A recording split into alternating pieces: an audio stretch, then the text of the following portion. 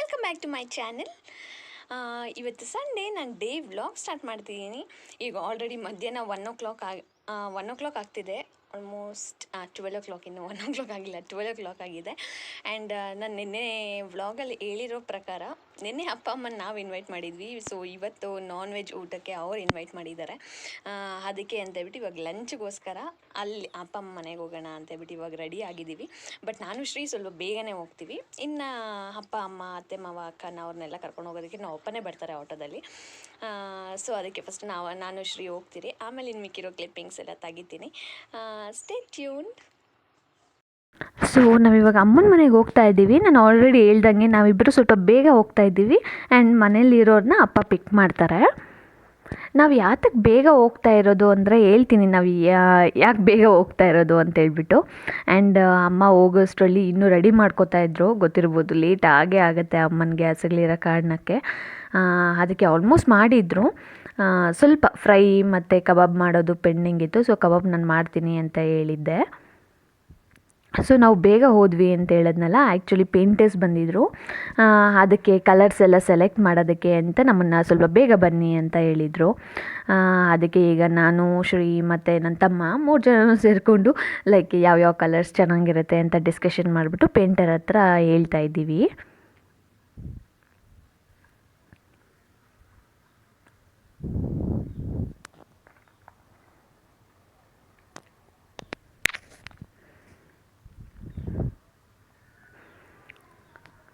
So ಕೆಲಸದ ಕತೆ ಬಂದರೆ ಒಳಗಡೆ ಎಲ್ಲನೂ ಲೈಕ್ ಉಜ್ಜ್ತಾ ಇದ್ದರು. ಅದು ಒಂದು ಸರಿ ಪಟ್ಟಿ ಮಾಡಿ ಉಜ್ಜ್ತಾರಲ್ಲ, ಆ ಕೆಲಸ ಮಾಡ್ತಾಯಿದ್ರು. ಬಟ್ ಗ್ರಾನೈಟ್ ಹಾಕಿರೋದು, ಟೈಲ್ಸ್ ಕೂಡಿಸಿರೋದು ಅದೆಲ್ಲನೂ ಮುಗ್ದಿತ್ತು ಸ್ವಲ್ಪ ತಕ್ಕ ಮಟ್ಟಕ್ಕೆ.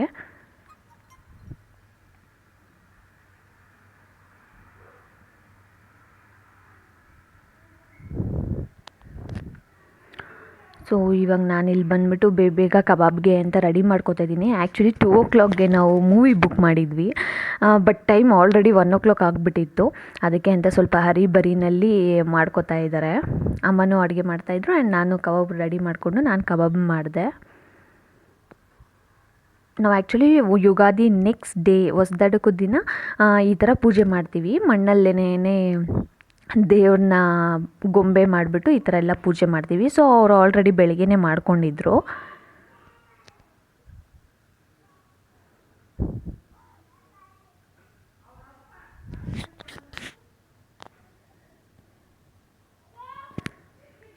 ನಾನು ಹೆವಿ ಕೆಲಸ ಎಲ್ಲ ಏನೂ ಮಾಡಲ್ಲ. ಅಲ್ಲಿ ಹೋದರೆ ಸುಮ್ಮನೆ ಮೇಲೆ ಸ್ವಲ್ಪ ಎಲ್ಪ್ ಮಾಡ್ತೀನಿ ಅಷ್ಟೇ. ಸೊ ಅದಕ್ಕೆ ಈರುಳ್ಳಿ ಅದೆಲ್ಲನೂ ಕಟ್ ಮಾಡಿ ಇಕ್ತಾಯಿದ್ದೆ. ಆ್ಯಂಡ್ ಅಮ್ಮನೂ ಅರಿಬರಿನಲ್ಲಿ ಮುದ್ದೆ ತೊಳಸ್ತಾಯಿದ್ರು. ಆ್ಯಂಡ್ ಅಷ್ಟರಲ್ಲಿ ಏನು ಹೇಳೋದು, ಅಕ್ಕ ಅಮ್ಮ ಪಾಪು ಅವ್ರೂ ಅಪ್ಪ ಹೋಗಿ ಕರ್ಕೊಂಬಂದರು.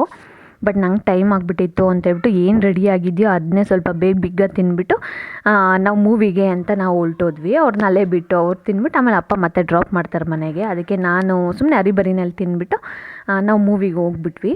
ಆಮೇಲೆ ಸಂಜೆ ಮತ್ತೆ ಬರ್ತೀನಿ ಅಂತ ಹೇಳಿದ್ದೆ. ಸೊ ಸಂಜೆ ಮತ್ತೆ ಮೂವಿ ನೋಡಿಕೊಂಡು ಮತ್ತೆ ಬಂದು ಆಮೇಲೆ ನೆಮ್ಮದಿಯಾಗಿ ತಿಂದು ಇವಾಗ ಬಿಡ್ತಾಯಿದ್ದೀವಿ ನಮ್ಮ ಮನೆಗೆ ಹೋಗೋಣ ಅಂತ ಹೇಳ್ಬಿಟ್ಟು. ಸೊ ನೀನು ಯುಗಾದಿ ಹಬ್ಬ ಅಲ್ಲ, ಅದಕ್ಕೆ ತೋರಣ ಎಲ್ಲ ಕಟ್ಟಿ ನಾವು ಅಮ್ಮ ಹೊಸ ಮನೆಗೂ ಸ್ವಲ್ಪ ಪೂಜೆ ಮಾಡಿದರು. ಸೊ ನಾವು ಮನೆಗೆ ಹೋಗ್ತೀವಿ ಅಂತ ಅಲ್ಲಿ ಹೇಳ್ಬಿಟ್ಟು ಬಟ್ ನಾವು ಮನೆಗೆ ಹೋಗಿಲ್ಲ, ವಿಶಾಲ್ ಮಾರ್ಟಿಗೆ ಬಂದಿದ್ವಿ. ಬಟ್ ಪರ್ಟಿಕ್ಯುಲರಾಗಿ ಇದೇ ತೊಗೋಬೇಕು ಅಂತ ಬಂದಿರಲಿಲ್ಲ, ಸುಮ್ಮನೆ ಚೆಕ್ ಮಾಡೋಣ ಅಂತೇಳ್ಬಿಟ್ಟು ಬಂದಿದ್ವಿ ಅಷ್ಟೇ. ನಾವು 3 ಜನನೂ ಯಾರಾದರೂ ಏನಾದರೂ ತೊಗೋಬೇಕು ಅನ್ನೋದಾದರೆ ಗ್ರಾಸರಿ ಆಗಿರ್ಬೋದು, ಕ್ಲೋತ್ಸ್ ಆಗಿರ್ಬೋದು, ಎಲ್ಲದರಲ್ಲೂ ಈಗ ಆಫರ್ ನಡೀತಾ ಇದೆ. ಸೊ ಇಂಟ್ರೆಸ್ಟ್ ಇರೋರು ಹೋಗಿ ತೊಗೋಬೋದು.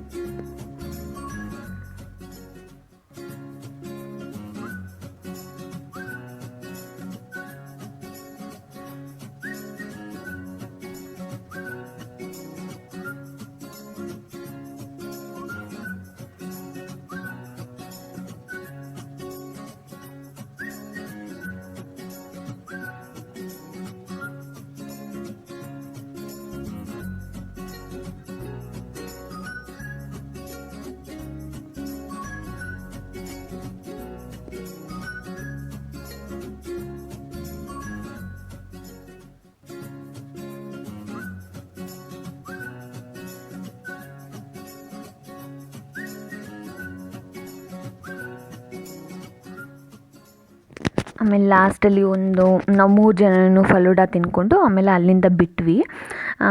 ನಾನು ಜಾಸ್ತಿ ಇವತ್ತು ನಾನ್ ವೆಜ್ದು ಕ್ಲಿಪ್ಪಿಂಗ್ ಎಲ್ಲ ತೊಗೊಳಕ್ಕಾಗಿಲ್ಲ, ಬಿಕಾಸ್ ಬರೀ ಇದ್ದೆ ಅನ್ನೋ ಕಾರಣಕ್ಕೆ. Actually mutton, chicken fry, rice, ಮುದ್ದೆ, ಲೈಕ್ ಆ ಥರ ಐಟಮ್ಸ್ ಎಲ್ಲ ಅಮ್ಮ ಮಾಡಿದರು. ಆ್ಯಂಡ್ ಈಗ ಟೈಮ್ 9 ಆಗಿದೆ. ಸೊ ಅವನ ಮನೆಗೆ ಹೋದ, ನಾವು ಈಗ ರಿಟರ್ನ್ ಹೋಗ್ತಾ ಇದ್ದೀವಿ ಮನೆಗೆ. ಇದೊಂದು ಶಾರ್ಟ್ ವಿಡಿಯೋ ಯಾವ ಥರ ಆಯಿತು next day, Ugadi next day ಅಂತ ಹೇಳ್ಬಿಟ್ಟು. ಈ ವ್ಲಾಗ್ ಏನಾದರೂ ನಿಮಗೆ ಇಷ್ಟ ಆದರೆ ಪ್ಲೀಸ್ ಲೈಕ್ ಮಾಡಿ, ಶೇರ್ ಮಾಡಿ, ಕಮೆಂಟ್ ಮಾಡಿ. ಈ ಥರನೇ ಸಪೋರ್ಟ್ ಮಾಡ್ತಾಯಿರಿ. Thank you.